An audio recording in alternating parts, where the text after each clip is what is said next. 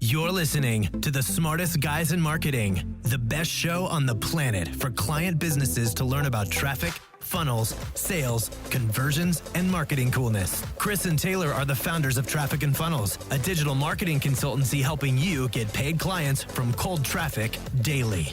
Now, here are your hosts, Chris and Taylor. How's it going, everybody?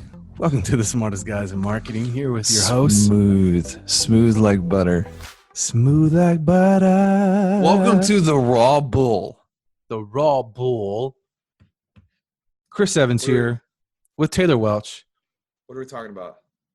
Your parents lied to you, and so did mine. Oh my gosh. What an arresting headline. Mom, if you're listening to this episode, I apologize. I'm sorry. But I didn't write this. Chris wrote this. I had to do it. My parents were perfect. I know they were. No. So here's the deal. I was just thinking about this over the weekend. That we're on this journey. You guys are going to hear about this quite a bit, probably over the next several episodes, as Taylor's building a house and I'm buying a house. And it's kind of, the purchase price is way out of what I would have, growing up, would have thought is, how do I say this? Normal, I guess. Can I tell a story before we get into this? Yes. So I'll never forget the time that this point like hit home for me. We were visiting a mentor of ours. We have a lot of mentors and we invest a lot of money into being around people who are ahead of us. And this was about a year and a half ago. And we were at this guy's house. And he made at the time about what we make now. Yeah. You know the story I'm talking about? Oh, yeah. So at the time he was doing revenue, I think, he does a lot more now, but like at the time he was doing less than what we're doing now, actually, about $350 a month. And he was talking about his house and how his house cost, like, I think he paid like what, 30 grand a month for it or something. And you were like, do you ever get nervous about that? Like, is that nerve wracking? And he was like, no. Well, Why? first of all, he looked at me like I was an idiot. He was like, what do you mean? And I was like, Chris, if we do the math, the money that we were making at the time, which was like, I think we were paying ourselves like nothing. Let's just say the average person makes $60,000. Okay. Right. At the time, that would mean that based on his income, that would mean that you were paying like $2,500 a month for your house, which is like what most people pay for a nice house. So when you ask that question for him, like he's on a different economic table. And so he's like, no, what is that? Why would that make me nervous? And then like fast forward to like last month, you were talking to your mom and she's like, you need to be really careful. So it's a lot of money. And it was like the purchase point of the house is like what we made last month as a business. So it'd be like saying like, oh, you need to be careful when you go to the grocery store, like to not get an extra turkey. Cause like, that's a lot of money. It's like people just don't understand and it's not their fault. They just don't understand. Right. Yeah. And the reason why I want to talk about this is because we deal with clients every single day and this is probably the thing or one of the things that we deal with the most is how people think about their life, about their business, about money, about getting clients. And so what you must understand is that you have been programmed, you have been brainwashed essentially to believe certain things. So let me ask you, have you ever heard these things? And I was thinking about this because when I was growing up, I always wanted like a dirt bike or go-kart, like for years. And these are the things that I would hear. Oh, honey, money doesn't grow on trees. True. I'm not made of money. Also true. We can't afford that. Right. And the list, I'm sure you can create your own list. The list goes on. Rich people are greedy. Rich people are greedy. That's my personal favorite. So what does that mean? Like, these are things that we've been programmed that affect how we operate in our business. Right. When you've been hold on, let me just say this real quick. Let me just say okay. All right, go ahead. No, you go ahead. All right. When someone has told you your whole life, and here's the deal, it's not just about your parents. It's a generational thing. Your grandparents told your parents, your great-great-grandparents told your grandparents. Like, we've just been programmed through the generations that money doesn't grow on trees. So what does that mean? Like, that's programmed us that there is no abundance, that there's a lot of striving that has to happen, right? That money is hard to get. Bro. Hey, I have another one to add to that list. All right, go ahead. Money doesn't matter, or money's not that important. You want to know how you're talking? You want to know how you're talking to a poor person? If they always are discounting money, like money's not that important. Yeah. Because they've created that to make them feel better about not having any money. Yeah. That's a good point, man.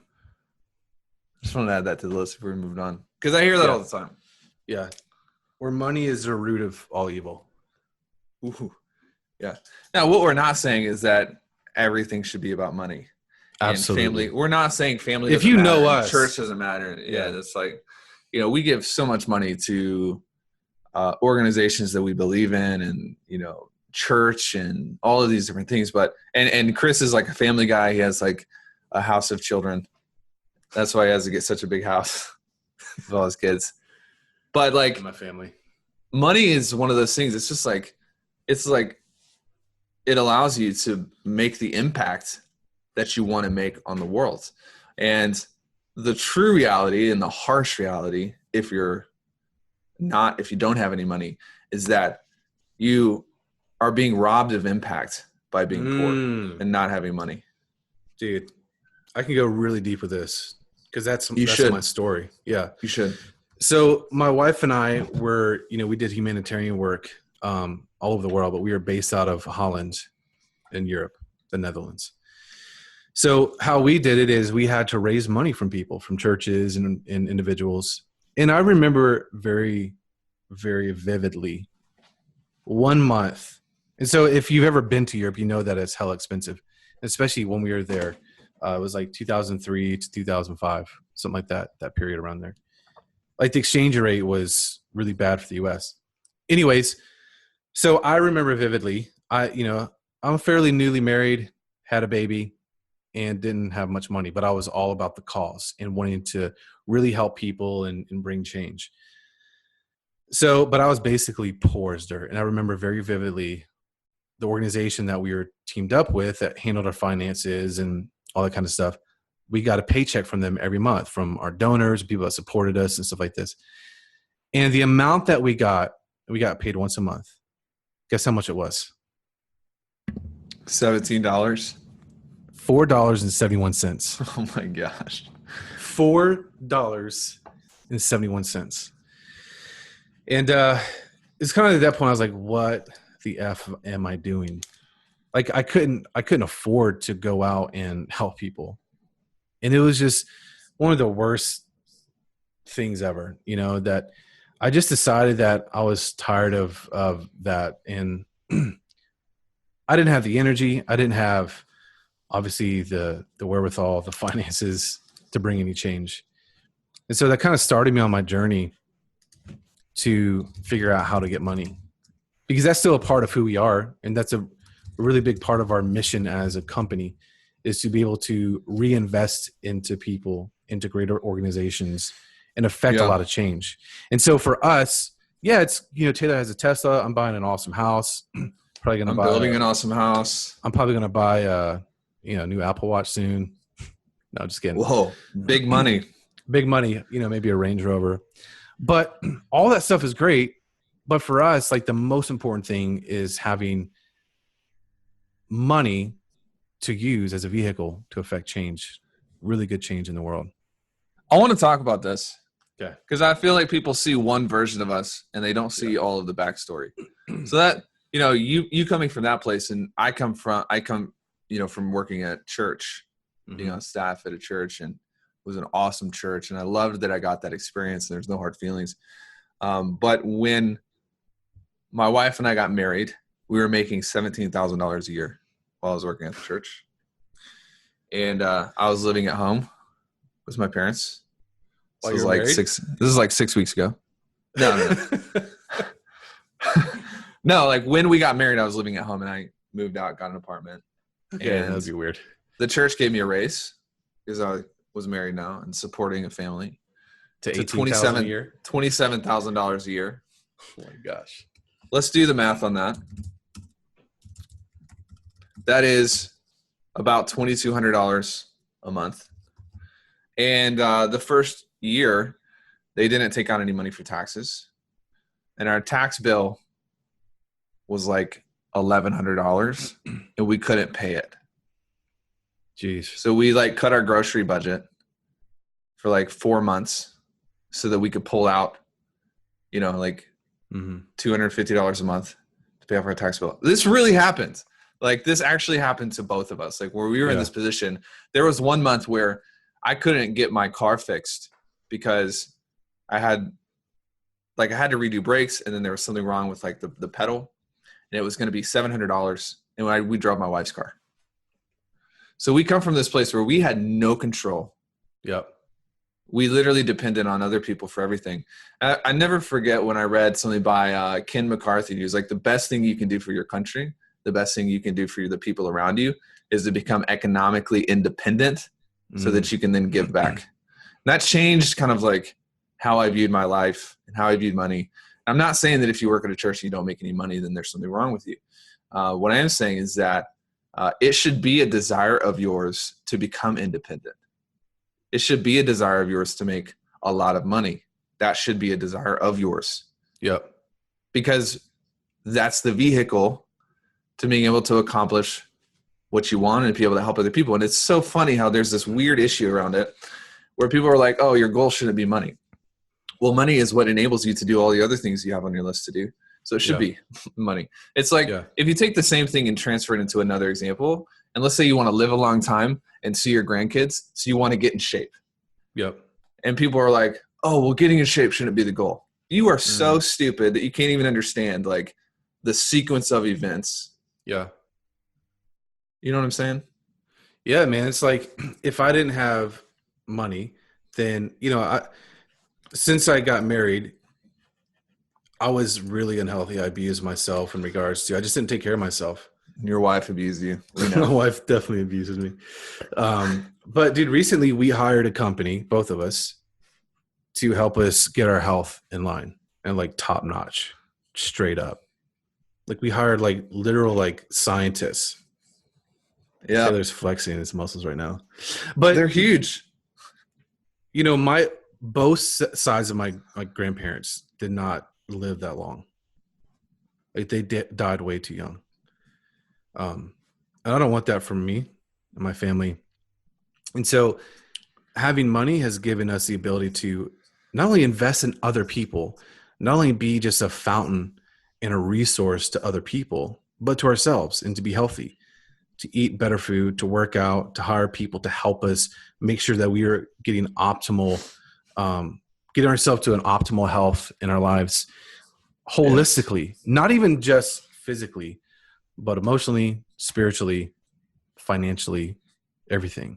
And so money affords you that opportunity. Yeah, absolutely. If you don't agree with this, you're probably poor.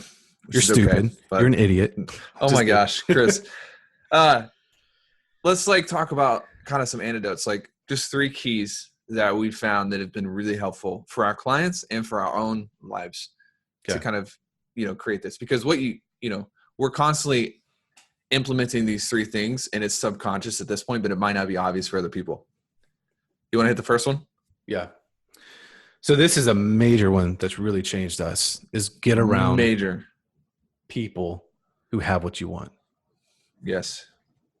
So what would that mean? What's like an example of that?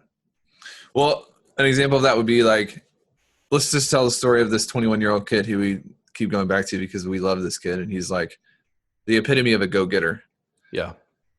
He was talking to us like, this was like 3 months ago. And he was like, man, I told one of my friends that I was going to make $30,000 a month. And they laughed. And I was like, what are you going to do? He's like, I don't know. And I was like, here's what you're going to do. You're going to cut him out and never hang out with him again. That's what you're going to do. And he was like, oh, that's pretty hard. I was like, yeah.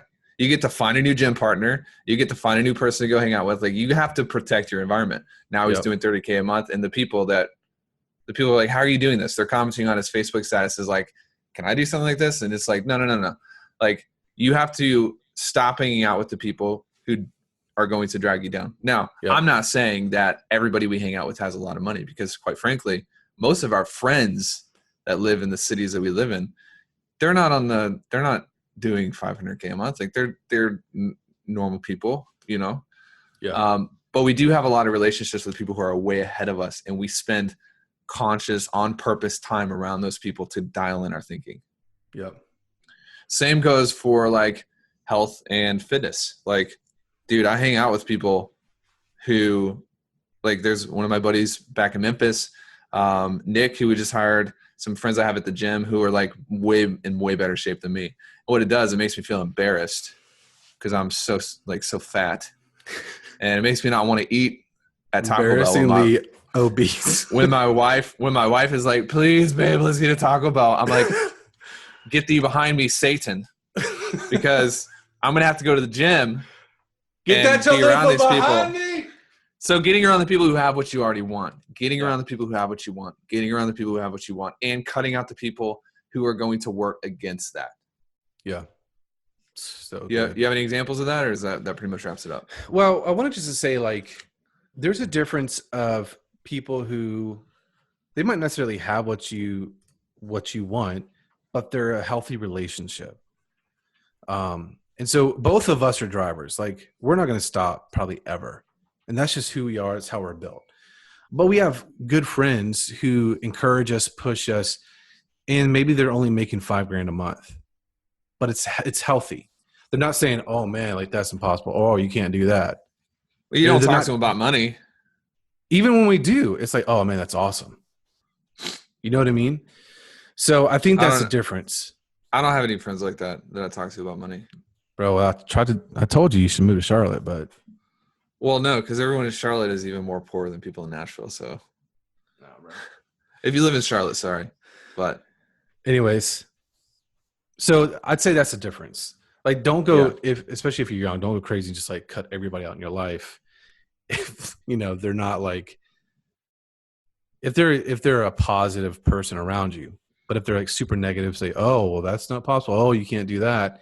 People who are just all they say is can'ts. Yeah, this is great because you can see here a dichotomy of two different views. I lean harder on this, and Chris leans a little bit less. You know what I mean? Yeah. Which is normal. I mean, that's totally fine. So Chris is going to balance me out a little bit because I would cut out everyone. Taylor would send him a letter and Number two, that to me. No, I wouldn't. That's not true. I have a lot of friends who are awesome people, but they still fulfill this principle. They may have more peace in their lives, and I like that. And it's like, they're healthy for me, and they're a good relationship. Yes. And we don't need to talk about money because money's not. It's fine. Like, it's not a big deal to them. Or there may be people who are like, man, they're super healthy spiritually. It's like, man, yes. I need that. I need to get around this person. They've been married for a long time. They have kids, and I can learn things from them that have nothing to do with money that are going to enrich my life. 100%. But there aren't people in your life that don't have any money, don't have good relationships, aren't very good at being consistent. You don't have any of those friends. You cut all those people out. Okay. Number two, go to places that make you feel abundant. And number 2.1, create places that make you feel abundant. So when I was working at home and I couldn't afford an office, I would take newsletters of people that I liked, and I would take pictures of me and my wife who were, on a vacation somewhere, and I would put them around me to where when I got in, I kind of got in this zone of like abundance. It reminded me of abundance. And as I've upgraded, I've been, as our quality of life has upgraded, I've been really on purpose about continuing to upgrade these places of abundance. So you look at my office and it's like stacked with furniture. And I'm not saying you have to go do this if you can't afford it, but I spent a lot of money creating my own space of abundance where I can go in, I can be reminded that there's a lot of opportunity. Yeah. Money's everywhere. Money's everywhere. And I think like honestly, that's part of the reason that I'm so addicted to Starbucks is I love the story of Howard Schultz. I love the way that they've run the company. I love going in and being able to buy a coffee that's way overpriced every day. You know what I mean? Like that kind of fulfills this level of me feeling abundant. Yeah. You know? Do you have anything like that? Yeah. Well, again, going back to the house example, before back in the day, growing up, my parents bought houses that were like dump holes. So I remember though, like we literally worked every weekend and I just hated it. And I don't think my parents ever hired anyone to help them except for like structural things that they just couldn't do.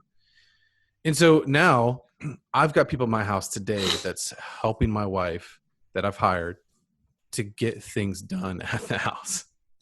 And for me, that's like a feeling of abundance. Yeah. Because I have the ability. It's not my time painting and patching walls and all that kind of stuff. Yes. I'm so glad you said this because this goes back to how you value your time even economically. Like we have someone who cleans our house. They come every 2 weeks.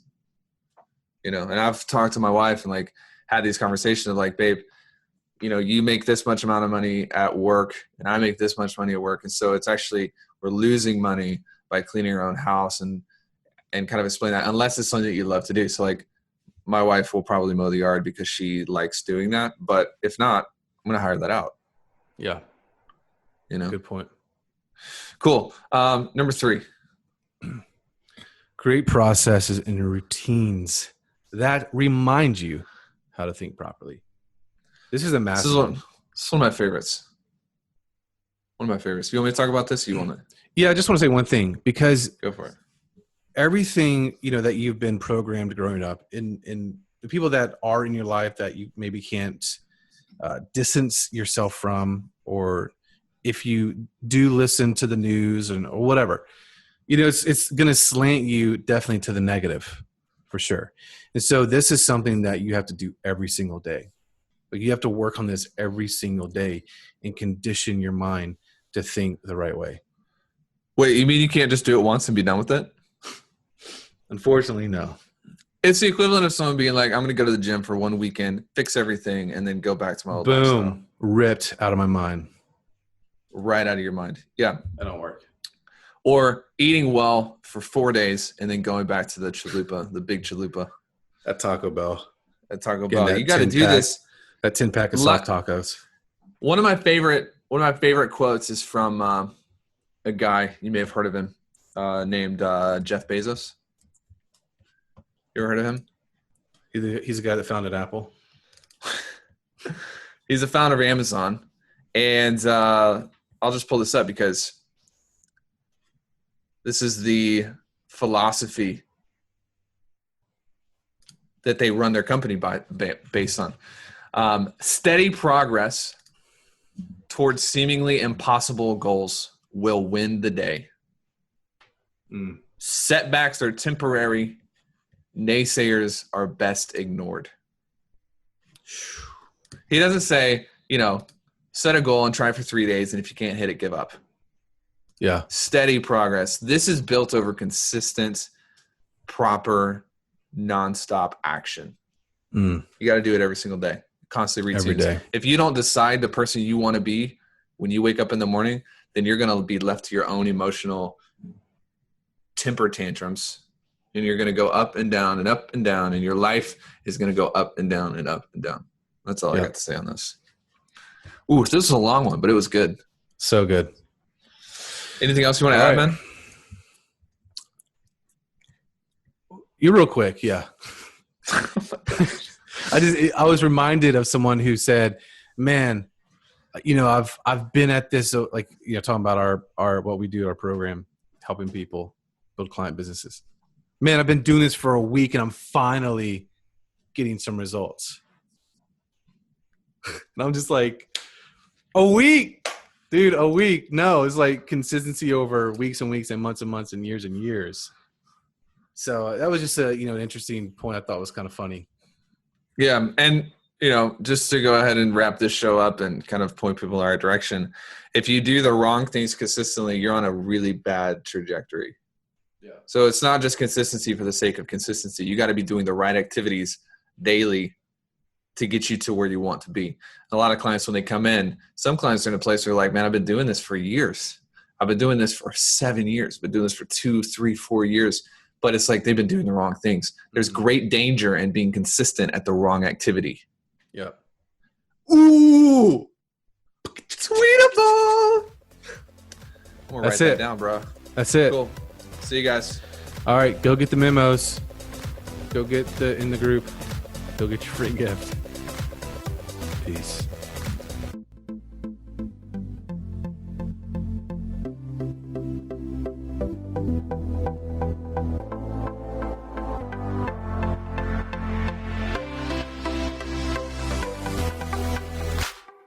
This is thepodcastfactory.com.